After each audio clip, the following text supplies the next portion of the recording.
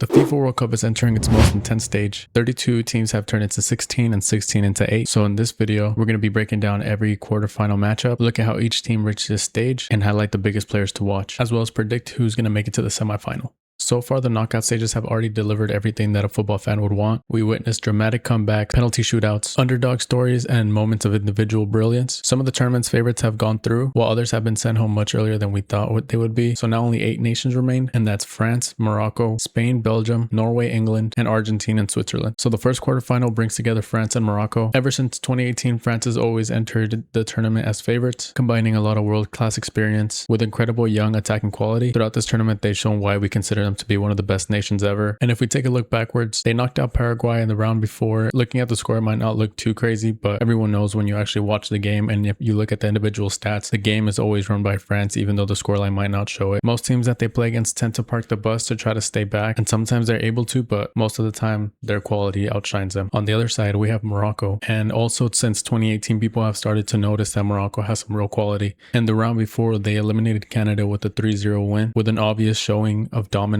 on the ball, attacking threat, defensive strength, and overall just a great group. They organize well, they have discipline, and they're not scared to take the match to the big teams. France will likely dominate the possession, but Morocco has proven that they can defend patiently, and generally when they counterattack, they find a result. This match could easily be decided by a brilliant moment or a big mistake. So this is one of those games where we can see France continue on to win the World Cup, or Morocco taking its first steps towards glory. So yeah, this France and Morocco game, I think it'll be a 2-1 win for France, especially since Mbappe is one of the leading scorers in the whole competition. I don't see him slowing down for this match either. Moving on swiftly, we're going over to the Spain versus Belgium game. I consider Spain having a decent mix of young players and experienced players, whereas in my opinion, Belgium is an aging team. If we go back one round, you'll see Belgium eliminated the US by a 4-1 defeat, and that one seemed like it was pure technique. With the limited speed, other than Jeremy Doku, Belgium is going to go technique versus technique against Spain, and Spain has a lot of talent there. Spain have obviously always impressed with their trademark football of passing the ball around, quick touches, one-touch passing, and intelligent movement. So I think the midfielders can decide this game. Whichever team controls possession, creates a space, and stays calm will likely see a result in this match. I still think Spain has more quality here, but you never know. So for Spain and Belgium, I still think Spain will top this one with a 3-1 win against Belgium. The next quarterfinal is England against Norway. I think this one's going to mess up everybody's parlays the most. England always come to these big tournaments with high expectations, and it seems like every generation of English players always has that divine need to win the trophy for their country. And here they are again in the quarterfinals, so they could get it over the line this time. But standing in the way is Norway. I think Norway have become one of the tournament's biggest surprises, although they've always had a decent team since Holland has joined. And it's not just Holland. They have a ridiculous attacking force and tremendous defensive discipline, along with a lot of passion. This is going to be an intense game. Norway has already eliminated the big Brazil. England has eliminated Mexico in Mexico, so I think they've both proven that they can win the World Cup. I think England has a lot of tournament experience, which Norway lacks, but Norway has a ton of momentum, and that can be dangerous in a knockout match like this. There's going to be an exceptional physical battle against elite strikers, Harry Kane and Erling Haaland. If the whole point of this wasn't to predict the game, I wouldn't predict this one, but I'll predict a 2-2, and they go to penalties, and Norway win in penalties. Now we're up one of the most controversial quarterfinals, Argentina versus Switzerland. If you didn't watch the Argentina game, you probably already seen all the pictures online about how they eliminated Egypt